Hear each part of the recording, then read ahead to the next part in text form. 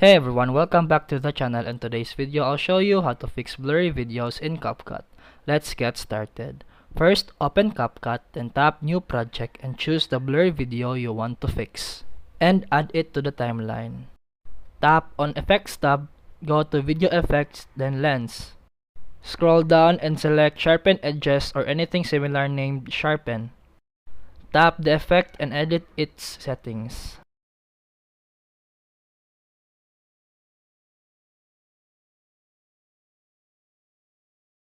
Make sure the duration of the sharpen effect matches your video length. Drag or trim the effect to line it up perfectly with the video.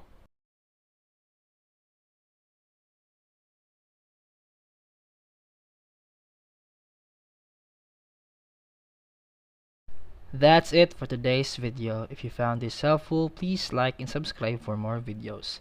See you in the next one.